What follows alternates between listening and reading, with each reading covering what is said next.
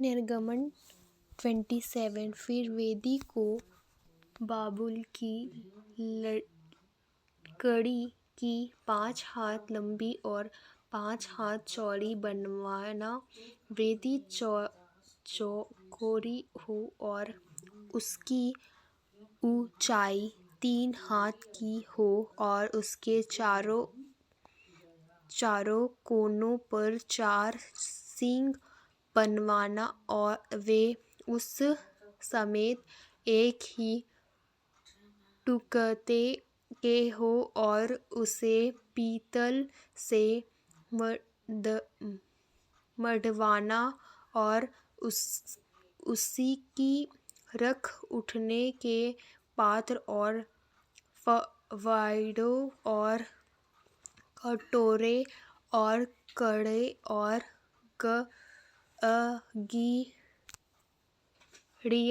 बनवाना। उसका कूल समेत पीतल का बनवाना और उसके पीतल की जली एक जंजीर बनवाना और उसके चारों ओर सिरों में पीतल के 4 कटे तलवार और उस जंजीर को वेदी को चारों ओर की कँगनी के नीचे ऐसी लगवाना कि वह वेदी की ऊंचाई के मध्य तक पहुँचे और वेदी के लिए बाबुल की लकड़ी के ठट्ठे बनवाना और उन्हें पीतल से मढ़वाना और ठट्ठे कपड़ों में डाले जाए कि जब वेदी बढ़ाई जाए तब वे उसकी दोनों अगलों पर रहे। वेदी को तख्तों से खोखली बनवाना जैसी वह इस पर्वत पर तुझे दिखाई गई है वैसी ही बनाई जाए। फिर निवास के आँगन को बनवाना। उसी दक्षिण अलग के लिए तो बाटी हुई सूक्ष्म सनी के कपड़े के सब पदों को मिलाए कि उसकी चौड़ाई 100 हाथ की हो और एक लंबाई पर तो इतना ही हो और उसके 20 खंभे बने और इनके लिए पीतल की 20 कुर्सियाँ बने और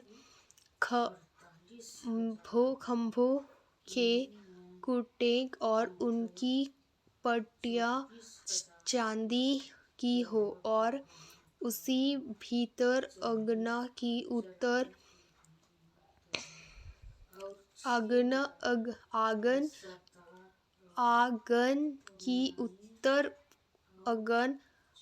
की लंबाई में भी 100 हाथ लंबे पद हो और उनके भी 20 खंभे और इनके लिए भी पीतल के 20 खंभे हो और उन खंभों के खूंटे और पट्टियाँ चांदी की हो। फिर आँगन की चौड़ाई में पश्चिम की ओर 50 हाथ के पद हो। उनके खंभों 10 और खाने भी 10 हो और पूरब अलग पर आँगन की चौड़ाई 50 हाथ की हो और आँगन के द्वार की एक ओर 15 हाथ के पद हो और उनके खंभों 3 और खाने 3 हो। और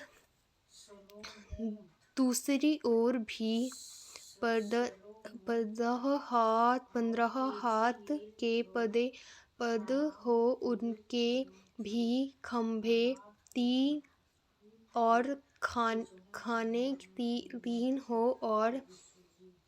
और अगन के द्वार के लिए एक पथ बनवाना, जो नीले, बैंगनी और लाल रंग के कपड़े और बटी हुई सूक्ष्म सनी के कपड़े का काम द्वार बना हुआ 20 हाथ का हो। उसके खंभे 4 और खाने भी 4 हो।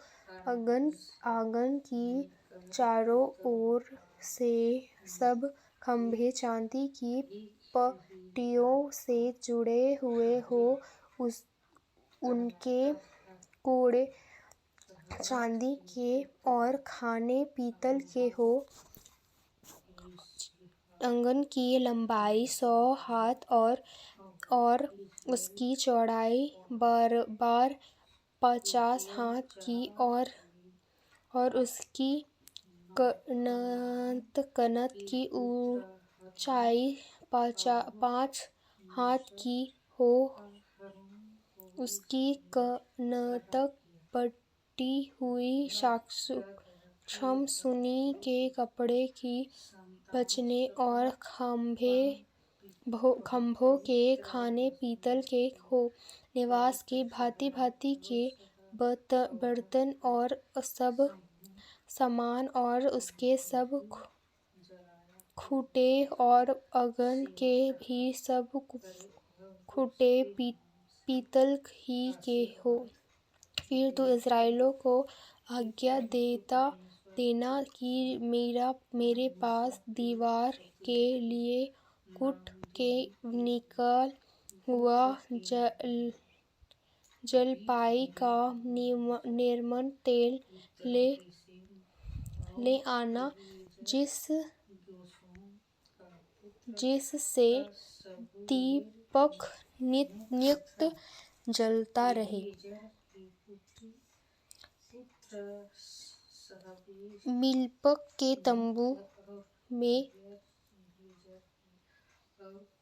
उस बीच वाले पद से बाहर, जो साक्षी पद के आगे होगा, हारून और उसके पुत्र दीवार साक्ष्य से भोर तक यहोवा के सामने साझा करते रहे। यह विधि इस्राएलियों की पीढ़ियों के लिए सदैव बनी रहेगी। आमीन।